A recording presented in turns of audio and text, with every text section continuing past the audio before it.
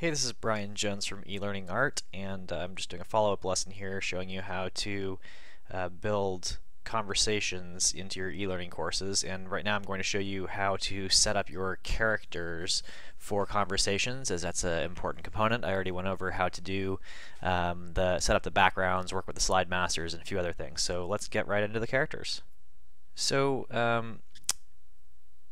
characters that are set up set up well for e-learning conversations, you're going to want to have some poses where they're facing the camera and also facing 45 degrees, and then one other angle, and that's going to be facing away from the camera with some stylized effects for it. And you're going to want, here are some listening poses, and then here are some talking poses too. So talking, listening, facing the camera, facing 45 degrees or another character, and then the kind of over-the-shoulder first-person perspective as well.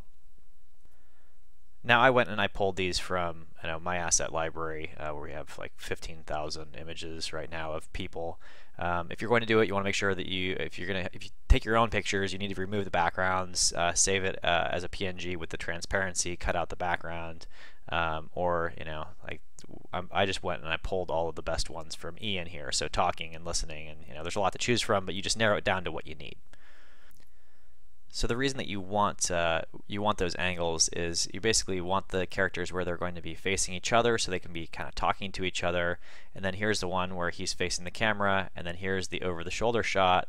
Again, this is zoomed in of facing each other, and over the shoulder and talking here, and then zoomed in. So those three different perspectives, and you'll see there's both talking and listening poses there. That's kind of what lets you set up these conversations based on how I structured the templates in the previous lesson. So assuming that you already have some characters, some of the authoring tools have built-in characters, or if you do it yourself, that's fine. I also have them, but let's just assume you have characters with that are PNGs with the backgrounds removed. You still need to do the stylized effect here. I'm going to show you how to do that in PowerPoint for that over-the-shoulder shot. So let's just go ahead and start playing around with that. So this is kind of a funny file. You'll see, I have all of these over-the-shoulder shots that are blurred out and darkened, and that's really important to do, because if you put the image in there over the shoulder and you have it the full brightness and not blurred out, it's actually kind of distracting. You end up with your eye gets drawn to that, and you're not focusing on the character that's talking. So let's go ahead and actually just create a new slide, title only. Let's go into that slide. Let's get this out of here. Okay, and let me zoom out, and now we're going to just insert an image and play around with this.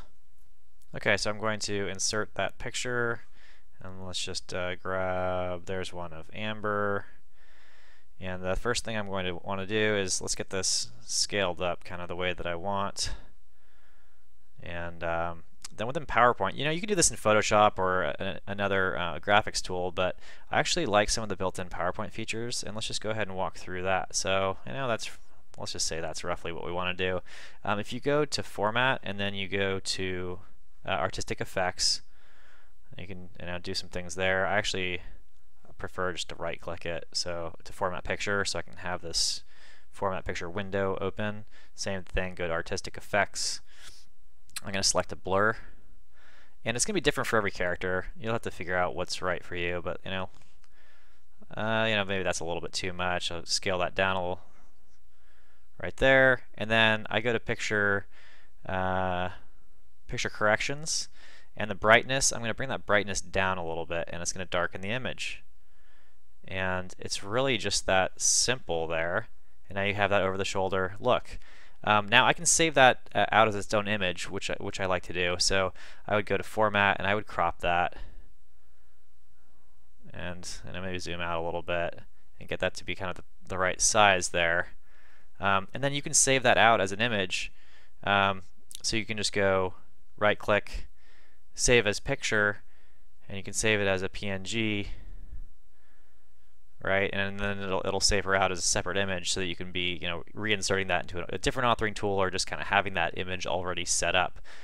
So anyways, that's kind of what lets you create those the character images, those three different angles, and that's how you set up your over the shoulder to create the right contrast. Hope you found that useful.